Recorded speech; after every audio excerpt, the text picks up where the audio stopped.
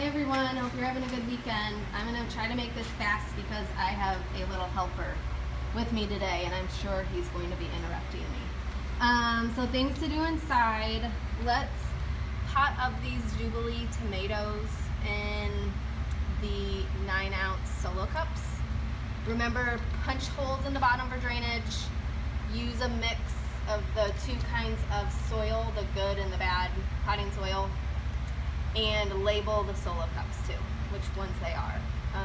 And then also let's pot up these husk cherries or ground cherries. Let's do 1 tray of 4-inch pots and then 1 tray of solo cups. And I think I've never really grown these before, so you can just kind of like break up the soil blocks and see if you can separate out some of those plants. Sorry. Yeah, come on. I'm just talking real quick. Okay, let me look at my list. Make sure everything's watered as always in here.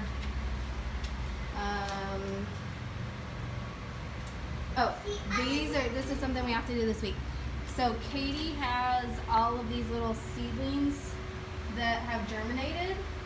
So she would like about 12 of each type potted up.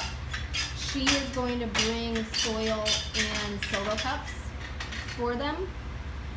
So again, we'll just have to make sure that they are marked and the holes are punched in the bottom.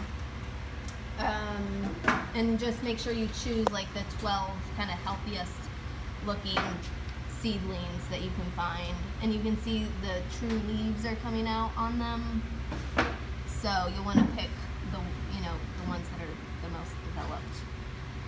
But that'll take quite a bit of time because there's quite a bit of seedlings. There's even some up here on this top shelf, and there's some here and there's some here.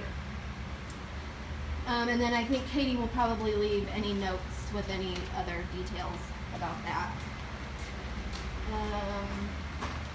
Show you a couple of things outside. There's quite a few things that need to be harvested. Also these, the lettuce, I have them outside to harden off. If you're here on Monday, maybe just set them out in the direct sun for an hour or two, and then we can plant them later this week. We'll put them in these white barrels right here. So maybe you can just do 1 barrel with the red lettuce and 1 barrel with the green lettuce. And then for harvesting, let's harvest, it looks like we can harvest more of this red lettuce. We can harvest definitely some more of these broccoli, Chinese broccoli leaves. And I also wanted to show you guys, these are, the heads are starting to go they're starting to flower. So we'll want to trim the heads off, and if they haven't already gone to flower, we can actually harvest the heads and put those in with some of the leaves. Hold on, buddy. So you want to harvest it right here, because see these little side shoots? It'll produce more heads if you just trim this off. And it's super tender and easy to trim. So we got that. And then we can just trim some of the leaves. Again, just like maybe 1 or 2. Yeah, you can have a leaf here. There you go. Thank you. You're welcome. Just like a couple of the bigger leaves off the Chinese broccoli. It looks like the spinach can be harvested again. Just some of the bigger leaves. Hold on, I'll get that one in a minute. This kale is this dwarf kale. There are some like bigger leaves starting to develop, so I think we can probably get a decent harvest out of this. Ooh, look, something's been digging under here. It's Right over there, you see it?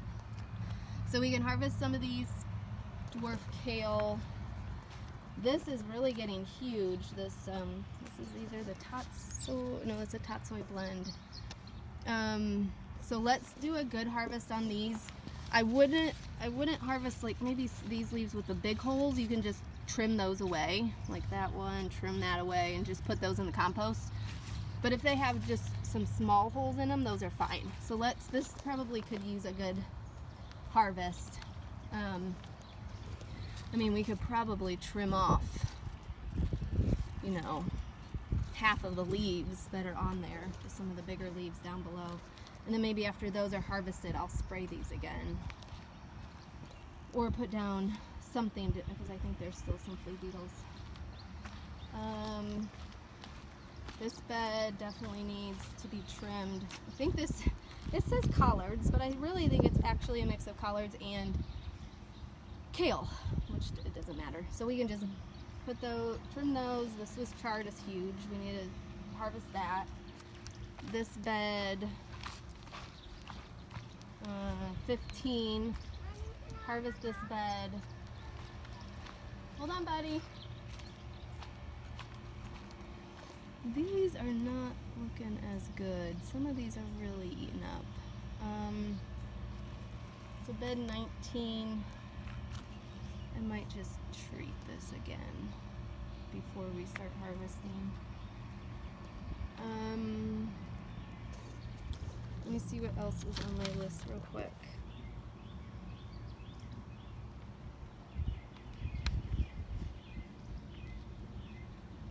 I think those are the big things. Oh, and we can also harvest some cilantro out here too. Don't harvest the whole plant, just, you know, some of the bigger sprigs, and put them in. There are little Ziploc baggies inside, so you can put them in those.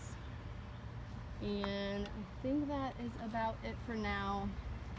As always, call me if you are here and you have any questions. Thanks as always for your help. Bye-bye.